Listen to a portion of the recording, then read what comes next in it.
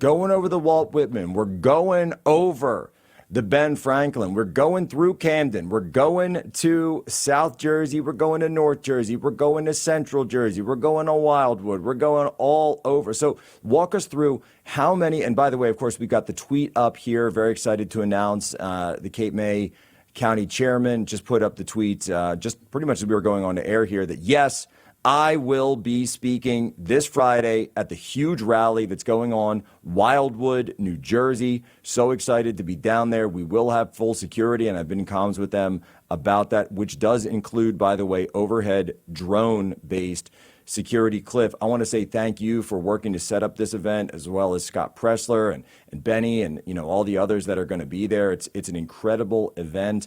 And I think with all the energy that has been built up over the last couple of weeks, I really feel something about New Jersey. And I would not be coming all the way up there or all the way over there, I should say, if otherwise. Yeah, and look, Jack, I'll give you credit. I mean, you were one of the people that said, look, we need a fight. After Charlie's murder, I mean, we were all kind of thinking, well, do we dive in here? Where do we take the energy of trying to do the work, as Charlie would say? And I think New Jersey is the play, right? To take the PA is the play from your wordsmithing. New Jersey is the battle right now. We've got this great event in Wildwood for Cape County. I mean, I'm thinking that this is going to be something that's going to not only set us up for success now, but this is the type of energy that we can build leading into the 2026 midterms. Right now, it's a dead heat. And all we have to do is, one, match the turnout on Election Day from 2021 when Jack lost to Murphy. But two, and this is the most important, you got people like Pressler registering. You got people like the NJ Chase. We're in here chasing these ballots. We have to compete when it comes to mail-in ballots, getting the low propensity voters, the folks that aren't going to vote, but if they do vote, they're going to vote Republican.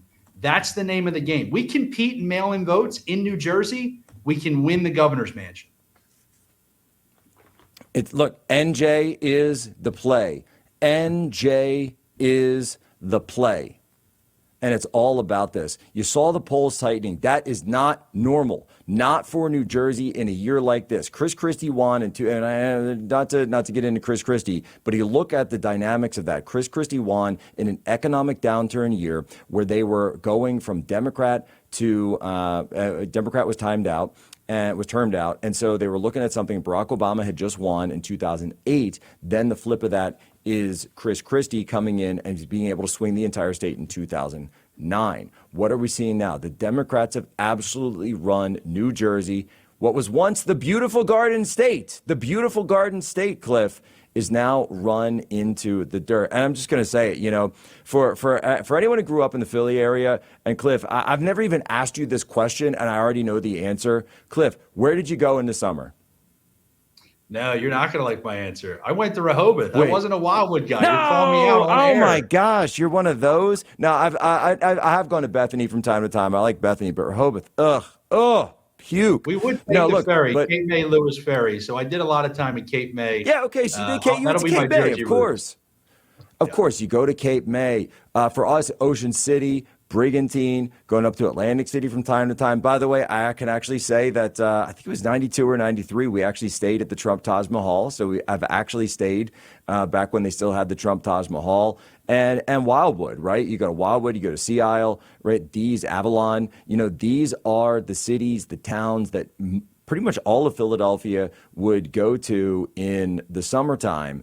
And, just so many great stories of growing up there. My dad, by the way, you'll love this. My dad used to tell me the story that my Nana, my grandmom, used to have a house. I want to say it was in Ocean City or Wildwood, one of the two. I can't remember off the top of my head, and I definitely didn't ask him about this. So she used to have a beach house down there, sold it in the 60s, right before all the property values went up, sold it for a song, sold it for nothing. That property now is like millions upon millions of dollars. And I'm like, we had a house down the shore. We had a house down the shore, man. But, it's a spot that, I think it's close to a lot of our hearts, for people who are from the Philly area, even though, of course, we have our little, sibling rivalry with New Jersey. But when it comes down to it, we do actually want the best for them, despite some of the other comments we may have made along the way. Yeah, I have to tone down my anti-Jersey rhetoric.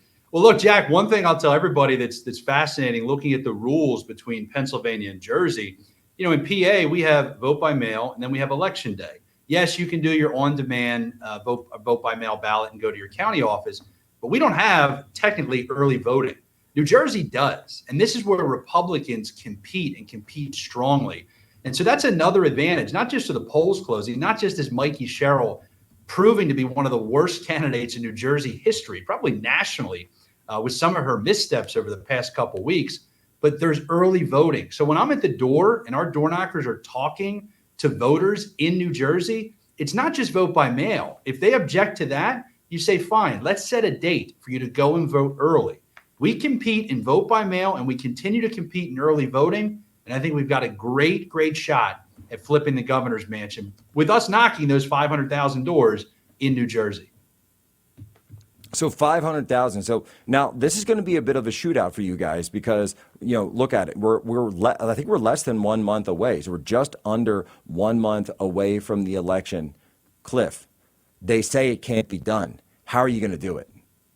They said that in 24. I was on your show listening to the Democrats all saying that Republicans had no idea what they were doing with the ground game, whether it was Arizona and Wisconsin with Charlie and Turning Point, whether it was me and you right here in Pennsylvania.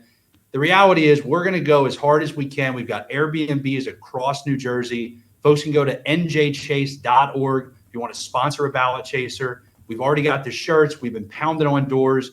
But this is what it takes. And, Jack, the biggest difference in New Jersey, the left is not used to having competent operatives on the right. They're used to just focusing on the big Karl Rove TV ads, phoning it in. You can see them starting to spin things up now, which is fine. Competition is good. But we will get to those 500,000 doors, take it to the bank. I'm saying it right here on Human Events Daily with Poso as my witness. We will knock 500,000 doors in New Jersey, and we will make this race as competitive as we possibly can to try to win for Jack Ciattarelli. And that's what it's all about. You've got this, and I want to get in. We got a next segment coming up, but this candidate, I mean, she's awful. She's actually awful. She is the Kamala Harris of New Jersey. You've got an actual, I would say once in a lifetime chance to actually get a serious, good governor, a true son of New Jersey, by the way, in Jack Ciattarelli, to be able to actually get him there and to knock off somebody. This Mickey Sherrill. I mean, she's from Virginia, right? She cheated in the Naval Academy, and look, people say, oh, what about the 94? And she was just trying to protect people. I said, release the records then. Release the records. If you've got nothing to hide, then show us that you got nothing to hide. If you have nothing there, if there's nothing to find, then great. Go ahead and release the records. Why don't you? Why are they sealed? Why does she have that under a seal if she has nothing to worry about her Naval Academy time? It's really as simple as that.